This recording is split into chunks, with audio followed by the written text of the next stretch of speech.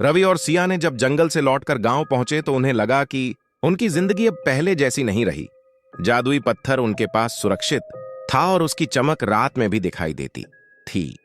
दोनों भाई बहन समझ गए कि यह केवल एक सामान्य पत्थर नहीं था, बल्कि श्रापित नागिन की शक्ति और उसकी परीक्षा की निशानी थी। लेकिन कुछ दिन बाद गांव में अजीब घटनाएं होने लगीं। खेतों में अचानक अजीब ध्वनियां आने लगीं। पशु डर के मारे छिपने लगे और बच्चों ने खेलते समय हवा में किसी अदृश्य छाया को महसूस किया।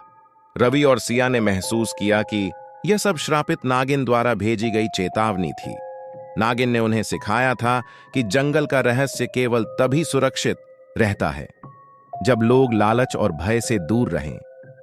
एक रात रवि को नींद में सपना आया। सपना था कि जंगल के झरने के पास कोई अंधेरी आत्मा खड़ी है जो नागिन की शक्ति को चुराने की कोशिश कर रही है। रवि ने सिया को जगाया और दोनों ने तय किया कि वे फिर से जंगल जाकर अपनी शक्ति और नागिन के रहस्य की रक्षा करेंगे। रात का समय था और चांद छिपा हुआ था। जंगल में घुसते ही उन्हें महसूस हुआ कि जंगल की हवा पहले से भी अधिक ठंडी और रहस्यमयी हो गई थी।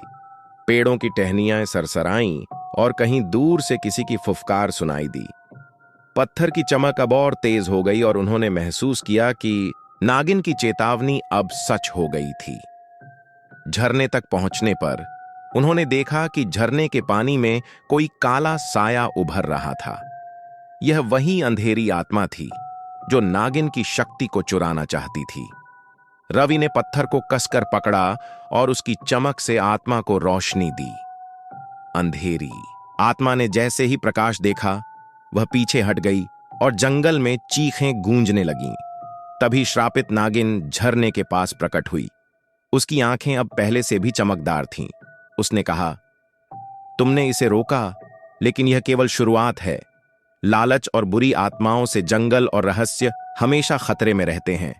तुम्हें अब मेरी शक्ति का इस्तेमाल करना सीखना होगा। रवि और सिया ने नागिन से जादुई शक्ति सीखनी शुरू की। नागिन ने उन्हें दिखाया कि पत्थर केवल सुरक्षा के लिए नहीं, बल्कि उसे सही दिशा में प्रयोग करके दूसरों की मदद करने के लिए भी इस्तेमाल किया जा सकता है। उन्होंने जादू सीखना शुरू किया, हवा में उड़ना, अदृश्य होना और बुरी आत्माओं से मुकाबला करना। कुछ दिनों तक गांव में सब सामान्य था, लेकिन एक दिन खबर आई कि जंगल के दूसरी तरफ कुछ लोग लालच के चलते प्राचीन खजाने की खोज में जा रहे हैं। रवि और सिया तुरंत तैयार हो गए। नागिन ने उन्हें चेतावनी दी, तुम्हें उनका सामना करना होगा, लेकिन याद रखना, लालच और भय के बिना ही शक्ति का सही इस्तेमाल किया जा सकता है। जब वे वहां पहुंचे, उन्होंने देखा कि खोज करने वाले लोग झरने के पास खड़े हैं। उनमें से किसी ने झरने के पानी को छू लिया और अचानक अदृश्य जाल में फंस गया। रवि और सिया ने पत्थर की चमक का इस्तेमाल करके लोगों को सुरक्षित बाहर निकाला। उन्होंने उन्हें समझाया कि जंगल और नागिन का रहस्य किसी भी लालची इंसान के लिए खतरे का कारण बन सकता है। रात के अंत में रवि और सिया ने झरने की रक्षा का संकल्प लिया। नागिन ने कहा, तुम्हारी परीक्षा अभी समाप्त नहीं हुई। असली साहस और दया तभी सिद्ध होती है जब तुम दूसरों की रक्षा के लिए अपनी शक्ति का इस्तेमाल करो। इसके बाद गांव वाले रवि और सिया की बहादुरी के गवाह बने।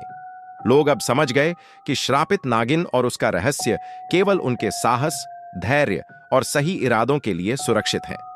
और झरने की रोशनी अब हर रात जंगल में चमकती रहती है, उन सभी के लिए जो सचमुच डर और लालच से दूर रहते हैं।